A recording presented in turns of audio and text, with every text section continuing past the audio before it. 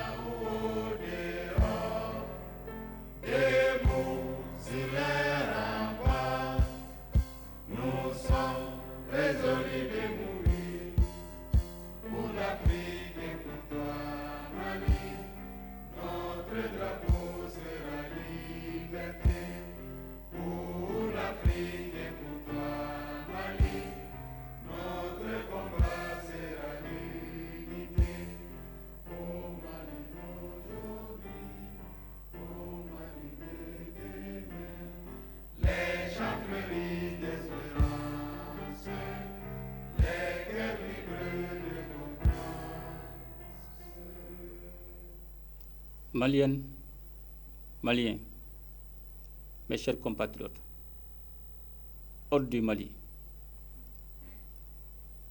rendons grâce à Allah, le Tout-Puissant et le Tout-Miséricordieux, de nous assurer le passage à une nouvelle année, que je souhaite pleine de réconfort, de concorde et de prospérité pour notre chère patrie, le Mali. C'est avec un immense espoir que je m'adresse à vous à l'occasion du traditionnel message à la nation du Nouvel An. Par-delà le respect de cette tradition, le passage à une nouvelle année constitue une heureuse circonstance pour examiner ensemble les résultats de nos efforts communs, mais aussi de prendre conscience des grands défis à relever qui sont les nôtres. Je voudrais aussi exprimer ma compassion à l'endroit des populations qui ont été victimes des graves inondations de l'année 2024. En 2024, nous avons consolidé la souveraineté nationale par des réformes courageuses et des initiatives stratégiques. Mes chers compatriotes, en portant un regard sur la vie de notre nation tout au long de l'année qui s'achève, nous pouvons être fiers de ce que nous avons accompli ensemble, malgré les nombreux défis qui se dressaient devant nous. De toute évidence, 2024 aura été une année de crise à travers le monde et dont les zones de choc ont considérablement influé sur la situation intérieure des États. Certes, notre pays a été beaucoup éprouvé, mais il s'est davantage aguerri et a su renforcer sa résilience face à la complexité des défis. Je voudrais, à juste titre, rendre un hommage mérité au peuple, tant son soutien est resté indéfectible aux côtés des autorités de la transition à l'occasion des grandes réformes entreprises par les organes de la transition. L'élan de solidarité nationale et le désir ardent de souveraineté véritable ainsi amorcé par les Maliennes et les Maliens ne doit aucunement s'essouffler pour le bonheur de nos populations. Mes chers compatriotes, notre décision politique, appuyée en permanence par le peuple malien, a permis de consolider remarquablement la réforme de notre outil de défense. Les forces armées et de sécurité ont engagé et poursuivi au cours de l'année 2024 de vastes opérations de sécurisation de l'ensemble du territoire, notamment dans la région de Kidal, où des opérations spéciales ont porté un coup décisif à des chefs terroristes dans la localité de Tanzawatin. La coordination des opérations, les réformes ainsi que les partenaires stratégiques seront poursuivis conformément aux orientations politiques. L'année 2025 qui s'annonce sera sans doute celle de la consolidation des acquis opérationnels et de l'adaptation de l'outil de défense aux nouvelles menaces auxquelles notre pays et l'espace AIS sont confrontés. Pour y faire face, nous devons davantage renforcer notre capacité d'anticipation tout en continuant un redéploiement conséquent des forces dans le but de favoriser le retour de l'administration et des services sociaux de base, afin de préserver durablement l'intégrité de notre territoire. En ce moment précis, j'ai une pensée pieuse pour toutes les victimes civiles de la crise sécuritaire que nous traversons, à nos forces armées et de sécurité engagées dans les opérations et qui payent un lourd tribut pour la défense de la patrie. Et j'exprime la reconnaissance de la nation. Je voudrais également m'incliner sur la mémoire de tous les militaires qui ont consenti le sacrifice ultime. Mes chers compatriotes, dans le cadre de la promotion d'une gouvernance vertueuse et de la lutte contre la corruption et les atteintes aux biens publics, je recevais il y a quelques semaines les rapports 2023 du Bureau du vérificateur général et de l'Office central de lutte contre l'enrichissement illicite. C'est le lieu de réaffirmer notre engagement à poursuivre cette dynamique porteuse d'équité et de justice sociale. La session spéciale de la Cour d'assises en juillet dernier marque également un tournant majeur dans la lutte contre les infractions économiques et financières dans notre pays. Malgré un contexte économique difficile, le gouvernement s'emploie à assurer une gestion efficiente des ressources publiques et à réduire le déficit budgétaire. Dans le même temps, il a pris des mesures fiscales incitatives à l'endroit des opérateurs économiques pour garantir l'approvisionnement correct du pays en denrées de première nécessité à un prix maîtrisé. Le soutien au secteur privé, amorcé par une introduction initiale de 200 milliards de francs CFA et porté par la suite à plus de 346 milliards de francs CFA, joue un rôle déterminant dans la relance économique du pays. Cet appui contribue également de manière significative à la réduction de la dette intérieure, renforçant ainsi la stabilité et la résilience de notre économie. Dans cette optique, le gouvernement a décidé de renforcer la place de l'État dans des secteurs stratégiques comme les télécommunications et les banques, en devenant actionnaire majoritaire de la Sotelma et de la BNDA. Sur un autre plan, La politique de diversification du secteur minier a porté ses premiers fruits avec l'ouverture de la mine de lithium de Goulamina dans la région de Boukouni, qui figure parmi les plus grands gisements de lithium au monde. Dans le cadre de la défense des intérêts du peuple malien, les études menées dans le secteur minier ont permis de réviser l'ensemble des conventions d'établissement. C'est ainsi que les anciennes conventions ont été adaptées aux exigences du Code minier de 2023, ce qui permet d'apporter annuellement une contribution de 1022 milliards de francs CFA, soit un impact additionnel de plus de 585 milliards de francs CFA. Le gouvernement entend conforter cette dynamique afin que le secteur minier soit un véritable pourvoyeur des ressources pour financer le développement de notre pays, selon la vision 2063, dont le lancement a eu lieu cette année. Mes chers compatriotes, notre peuple, à travers le dialogue intermalien, a marqué sa constance, mais surtout sa conviction pour l'avènement d'un Mali nouveau, le Mali Koura, le Mali de nos rêves, où nos valeurs sociétales reprendront tout leur sens au profit de la construction nationale sur fond de souveraineté. Le chantier du Mali Koura, que nous bâtissons courageusement et méthodiquement, s'appuie essentiellement sur notre foi en l'avenir du Mali, avec comme objectif l'émergence d'un Malien de type nouveau, le Mali d'un Koura, un patriote et un bâtisseur. Fort de cette conviction, nous avons lancé en avril 2024 le programme national d'éducation aux valeurs qui vise à renouer avec nos valeurs traditionnelles et à les revitaliser face à la crise multidimensionnelle qui traverse notre pays.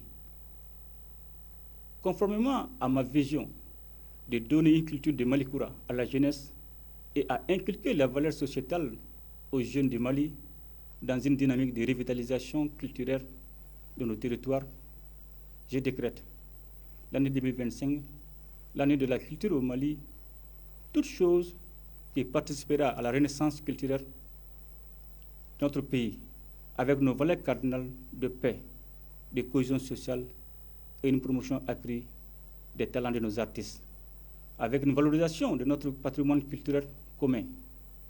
À cette occasion, j'invite les Maliens à revitaliser nos valeurs culturelles et à célébrer notre riche culture durant cette année 2025. Mes chers compatriotes, c'est avec beaucoup de peine que je vois nos populations confrontées à la crise énergétique qui dure depuis quelque temps. Les mesures prises pour sa résolution dans le cadre du mix énergétique renforceront sensiblement la fourniture de l'électricité dans notre pays. Le lancement des projets structurants tels les centrales solaires de Sanangourouba, de Safo et de Tchakadougou participent de cette ambition gouvernementale. Suivant mes instructions, le gouvernement intensifie les efforts pour une résolution durable de la crise énergétique. Mes chers compatriotes, nos actions politiques et économiques au plan interne sont soutenues par une diplomatie active qui porte partout la voix du Mali et notre exigence de respect de la dignité et de la souveraineté de l'État. La création de la Confédération des États du Sahel avec le Burkina Faso et le Niger a constitué l'événement majeur dans la sous-région ouest africaine en raison de ses implications politiques et géostratégiques. C'est avec une grande satisfaction que je constate l'évolution positive de notre confédération, l'AES, dont les volets diplomatiques et militaires constituent une lueur d'espoir pour nos peuples. Sur un plan économique, les mécanismes d'harmonisation des procédures douanières et des politiques d'intégration sont en cours pour garantir le développement socio-économique de nos États. Mes chers compatriotes, au moment où nous amorçons une étape cruciale de la transition, un nouvel élan a été donné avec la nomination d'un nouveau Premier ministre chargé de conduire des réformes prioritaires, l'Union sacrée est donc indispensable pour réussir ce tournant décisif.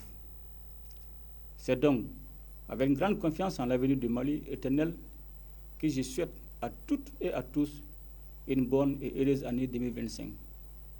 Ensemble, nous ferons le Mali Koura, qu'Allah bénisse le Mali et protège les Maliens. Je vous remercie.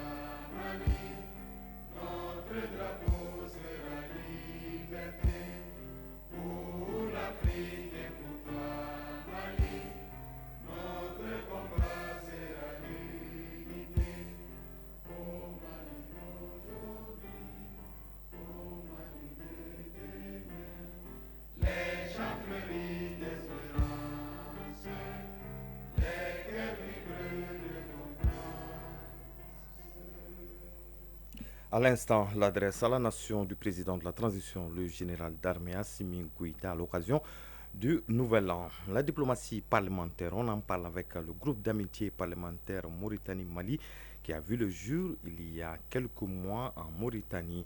En visite à Nouakchott, le ministre des Maliens établi à l'extérieur et de l'intégration africaine s'est rendu à l'Assemblée nationale mauritanienne pour saluer la création de ce groupe, mais aussi apporter le soutien et l'accompagnement du Mali pour la consolidation de la paix et la stabilité entre les deux pays. Le compte rendu avec nos envoyés spéciaux à Nouakchott, Ousmane Daou et Idrissa Traoré. La Mauritanie et le Mali ont en commun beaucoup de choses dans leur histoire commune. Pour consolider et renforcer ces liens, un autre pan s'ajoute. Il s'agit de la création d'un groupe d'amitié parlementaire Mauritanie-Mali. Porteur du message du chef de l'État, le général d'armée Assimi Goïta, le ministre Moussa Ag Attaher est venu saluer au nom du président de la transition, le président de l'Assemblée nationale de la Mauritanie, Mohamed Bemba Meguet, pour lui réitérer l'accompagnement et la reconnaissance du Mali. Bala Touré, député mauritanien, président du groupe parlementaire Amitié Mauritanie-Mali. La Mauritanie et le Mali ont tout en commun. L'histoire, la géographie, le social. Vous trouverez difficilement une famille mauritanienne, un Mauritanien qui n'a pas un pied au Mali. Donc nous pensons que la diplomatie parlementaire pourrait être aussi un outil de rapprochement des populations mauritaniennes et de règlement de toutes les affaires qui lient nos deux pays. Moussa Ag Attaher, ministre des Maliens établis à l'extérieur et de l'intégration africaine. Nous avons jugé utile de venir rendre une visite de courtoisie à nos frères parlementaires mauritaniens pour d'une part leur exprimer toute notre satisfaction de l'initiative, les féliciter d'avoir pris cette initiative, mais aussi de leur réaffirmer notre disponibilité à accompagner cette initiative et aussi à transmettre au Conseil national de transition l'information d'existence de ce groupe parlementaire pour que de l'autre côté également, qu'il y ait un répondant et que le travail de part et d'autre se fasse pour que cette initiative de diplomatie parlementaire enclenchée par nos frères mauritaniens puisse atteindre tous les objectifs. Appuyer les pouvoirs exécutifs dans leur mission de tous les jours. Pour rendre encore solide l'axe Nouakchott-Bamako est le but de ce groupe à travers une diplomatie parlementaire avec l'accompagnement du président mauritanien pour la paix au Mali. Le président Al-Ghazouani nous a témoigné en apportant toute sa disponibilité en réponse au message de son frère, le général Assimi Goïta, pour accompagner le Mali dans toutes les démarches de paix, de stabilité, de sécurité. En retour, le ministre Moussa Ag Attaher a apprécié l'initiative et a réaffirmé l'engagement du Mali à toujours répondre présent pour la consolidation des acquis. Mauritaniens et Maliens se quittent avec l'espoir de se retrouver très bientôt pour continuer à œuvrer main dans la main pour une coopération sud-sud réussie au bonheur des populations. Nouakchott, Ousmane Daou, Idrissa Traoré pour l'ORTM. Restons hors du pays. L'année 2025 sera une année électorale en Guinée-Conakry, au Gabon et au Cameroun. C'est la promesse faite aux populations par les présidents de ces différents pays sur les différentes télévisions nationales. C'est à l'occasion des vœux à la nation s'il aura lieu. En Guinée-Conakry, des élections législatives, présidentielles, communales et référendaires pour l'adoption d'une nouvelle constitution. On s'attendra à des élections régionales et présidentielles au Cameroun et des élections présidentielles au Gabon. Les présidents guinéens, gabonais et camerounais ont aussi tous promis des élections libres et transparentes au cours de l'année 2025. À la même occasion, au même moment, le président ivoirien Alassane Ouattara a annoncé hier à la télévision nationale le départ des forces françaises de son pays. Ce retrait sera suivi de la rétrocession du 43e bataillon d'infanterie de marine de Port-Boué aux forces armées ivoiriennes dès ce mois de janvier avec un nouveau nom attribué à l'unité.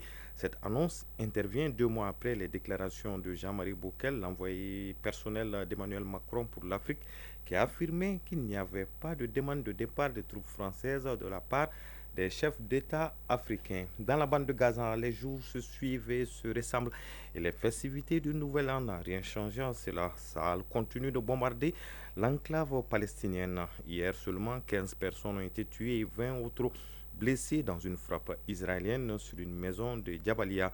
L'annonce a été faite aujourd'hui par le porte-parole de la défense civile. On termine par la Suisse en 6. L'Iran tiendra le 13 janvier prochain des discussions sur son programme nucléaire avec la France, l'Allemagne et le Royaume-Uni. Selon le diplomate Kazem Karibabadi, il s'agira d'un dialogue et d'une consultation et non de négociation. Retour à l'actualité nationale pour parler du conseil d'administration de l'Office malien de l'habitat. Plus de 32 milliards de francs CFA sur le budget prévisionnel 2025 de l'Office malien de l'habitat. Les administrateurs ont examiné ce budget, son programme, mais aussi l'état d'exécution des activités de 2024 ainsi que son budget lors de la 48e session ordinaire du conseil d'administration de l'OMH. Le point avec Noum Sissoko.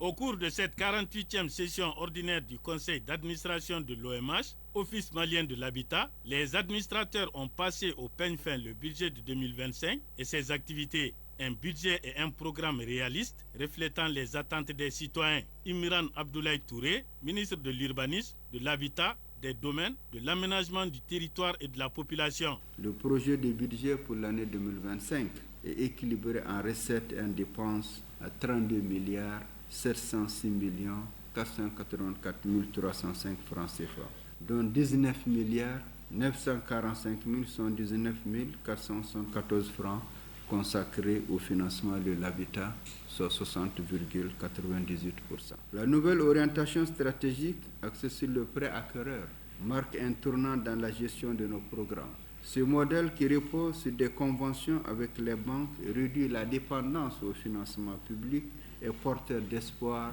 même s'il nécessite une planification minutieuse. Plus de 19 milliards de francs CFA, c'est le coût de réalisation des activités de l'année 2024 sur une prévision de près de 34 milliards, soit un taux d'exécution de 56,97%. Imran Abdoulaye Touré. Cependant, il est essentiel d'évaluer ces résultats à l'aune des objectifs, à savoir les programmes de logements sociaux ont-ils été exécutés dans les délais, les bénéficiaires ont-ils effectivement ceux qui ont eu le plus besoin, les procédures administratives ont-elles respecté les normes de transparence et de bonne gouvernance. L'OMH en tant qu'établissement public est au service exclusif de la population et chaque décision de la structure doit obéir à cette exigence selon le ministre de l'Habitat.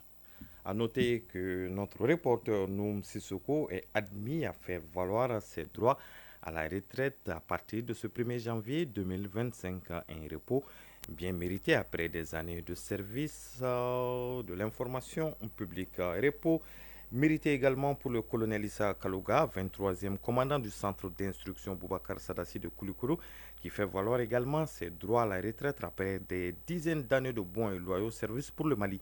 Son successeur, le colonel-major Aboubacar Sermé, s'est engagé avec son équipe à suivre les directives établies par son prédécesseur en veillant à ce que le centre continue de remplir efficacement sa mission.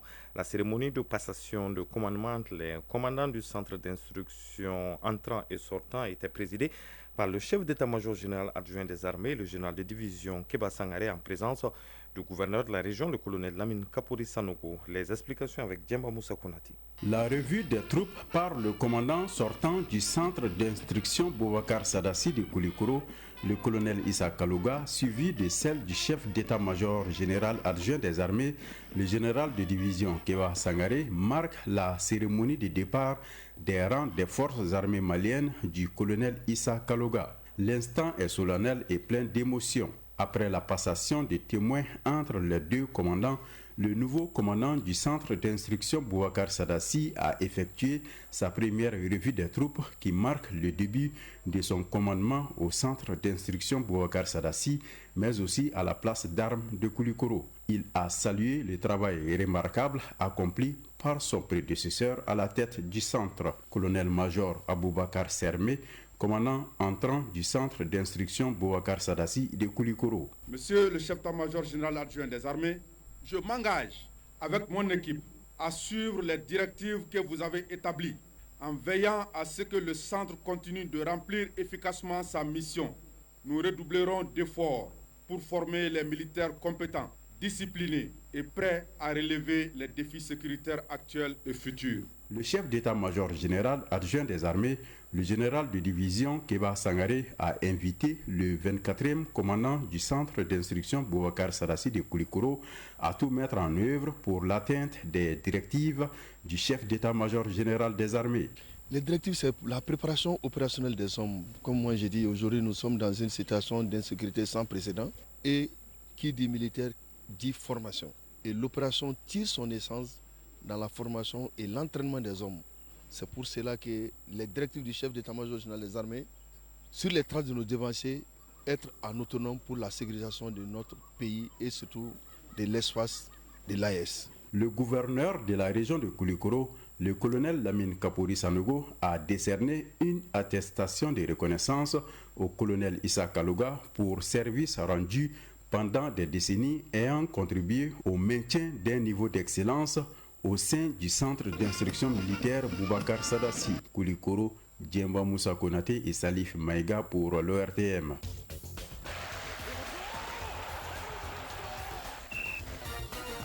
La page sport de ce journal porte sur quelques nouvelles en bref en Europe. Sur le plan national, l'actualité sportive est dominée par la 5e journée du championnat national Ligue 1 professionnel qui a démarré hier avec 3 affiches. Le point avec Aridjou Matina. Après quelques jours d'arrêt en raison de la rencontre retour de l'équipe nationale locale contre la Mauritanie dans le cadre du CHAN, le championnat national Ligue 1 professionnel a repris ses droits hier mardi 31 décembre 2024 à la faveur de la 5e journée. Ainsi, 3 matchs ont été joués. L'association sportive de Kourfina ASCO s'impose 1-0 face à l'AS Bakaridjan. Le Stade malien de Bamako l'emporte 2-0 devant l'USFASA. Et match prolifique 3 buts partout entre l'AS Real de Bamako et le FC Diarra. La 5e journée se poursuit demain jeudi avec 3 oppositions. Au stade Salif Keita Domingo de Kati, les étoiles du Mandé jouent contre les 11 créateurs. Au stade Mamadou Konaté, à 16h, l'AS Police affronte l'US Bougouni et à 18h, Afrique Football Elite AFE croise l'US Bougouba. L'affiche Djoliba Athletic Club Binga FC est reportée à une date ultérieure en raison du déplacement des Rouges de Bamako qui jouent ce dimanche en Angola contre Esperanza Sagrada au compte de la 4e journée des matchs de poule de la Ligue africaine des champions. Quant au Stade malien de Bamako, il reçoit dimanche au compte de la 4e journée des rencontres de groupe de la Coupe de la Confédération, la Renaissance sportive Berkana du Maroc. Quelques nouvelles. Recruté il y a 2 ans par l'Olympique lyonnais, le Brésilien Jefinho, qui était en prêt à Botafogo, là où il a été formé, va être définitivement cédé au club brésilien par Lyon, qui conservera un intéressement de 30% sur une éventuelle revente. En grande forme avec Liverpool, le latéral droit anglais Alexander Arnold a informé son club Liverpool de son désir de rejoindre le Real Madrid. Malgré les efforts de Reds pour renouveler son contrat, l'Anglais semble décidé à porter le maillot blanc la saison prochaine. Moment difficile pour l'attaquant Ibrahim Sissoko. L'international malien de l'AS Saint-Étienne, club de Ligue 1 française, a été suspendu pour 7 matchs, dont 5 fermes par la commission de discipline de la Fédération française de football. Cela après avoir été exclu en Coupe de France contre Marseille pour avoir mis la main dans le visage du défenseur argentin de l'Olympique de Marseille, Leonardo Balerdi. Championnat anglais pour terminer. La dernière rencontre de la 19e journée de Premier League oppose ce mercredi à 17h30 Brentford à Arsenal. Les Gunners, en cas de victoire, reprendront la deuxième place à Nottingham Forest avec 39 points. Liverpool est leader avec 45 points et compte également un match en retard. Chronique de l'environnement. Au Mali, la richesse de la biodiversité forestière est essentielle pour l'équilibre environnemental et les moyens de subsistance des communautés. Cependant, la question de la documentation et de la gestion de ces ressources reste cruciale. À travers l'éclairage de Soumana Fofana, expert en biodiversité, nous explorons l'importance d'un répertoire des espèces forestières du Mali. C'est le sujet de la chronique environnement, une réalisation de Agibou Koulibaly. Le Mali dispose désormais d'un répertoire officiel des espèces forestières fruit de plusieurs années de recherche et de collaboration entre experts locaux et internationaux. Ce document de 368 pages répertorie des centaines d'espèces réparties sur plusieurs genres avec une priorité donnée aux espèces endémiques et menacées. Soumana Fofana, conseiller technique au ministère de l'Environnement, de l'Assainissement et du Développement durable. Il y a un répertoire des espèces forestières du Mali qui est le fruit de la synthèse des résultats des inventaires forestiers réalisés en 2006 et en 2014, respectivement dans les régions de Mopti, Tombouctou, Gao, dans le cadre de la mise en œuvre du programme environnemental d'appui à la lutte contre la désertification qu'on appelle PALCD et du programme Alliance globale contre le changement climatique AGCC Mali dans les régions de Kaï, Kouloukourou, Sikasso et Sékou. Et ces deux inventaires ont été financés par notre partenaire stratégique, l'Union européenne, pour la mise en œuvre des actions d'afforestation. Donc au terme de ces deux études, on a pu quand même mettre en place un répertoire des espèces forestières du Mali et sur la base de ces inventaires. Donc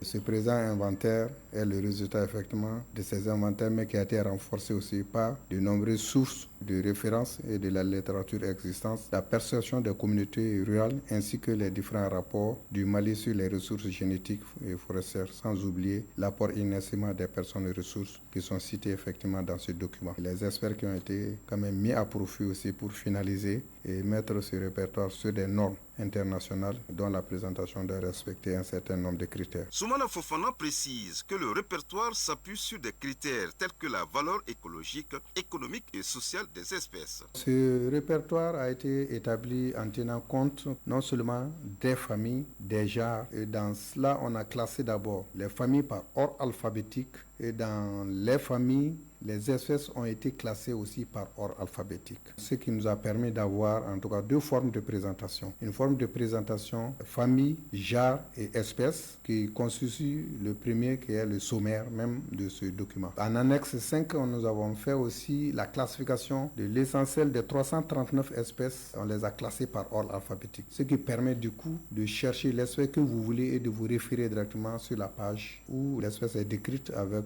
ses présentations phénologiques, mais aussi ses vers thérapeutiques. Phénologiques, les périodes de floraison, fructification, etc., feuillaison, qui sont aussi décrits. Et les régions dans lesquelles on peut retrouver effectivement ces espèces et dans quel écosystème on peut retrouver ces espèces. En plus d'être un outil scientifique, ce répertoire joue un rôle clé dans les politiques de gestion forestière. Il guide la réforestation et aide à identifier les espèces à protéger en priorité, explique Soumana Fofana. Ce répertoire a été conçu pour une contribution à mieux connaître la biodiversité forestière du Mali. Donc elle est effectivement, c'est une contribution à la promotion des ressources forestières sur le plan identitaire, donc pour leur identification botanique, biologique et utilitaire et socio-économique, écologique dans un contexte de changement climatique, puisque non seulement au niveau des institutions de formation, ce document peut être utilisé, mais il peut être utilisé par les thérapeutes. Mais au-delà de sa fonction technique, ce répertoire constitue une base solide pour sensibiliser les communautés sur l'importance de préserver la biodiversité. Soumana Fofana, conseiller technique au ministère de l'Environnement, de l'Assainissement et du Développement durable. Ce répertoire permet de connaître la composition de la biodiversité pour ce qui concerne les espèces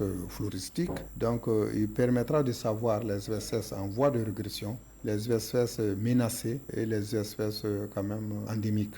Par rapport en tout cas à cette classification, ça nous permettra d'entreprendre des stratégies pour quand même assurer la pérennité des espèces qui sont en régression à travers la création d'arboretums et à travers la promotion de la plantation de ces espèces en voie de régression qui constitue quand même un atout majeur dans le cadre de la pharmacopée traditionnelle aujourd'hui au Mali. Un répertoire n'est pas qu'un outil administratif.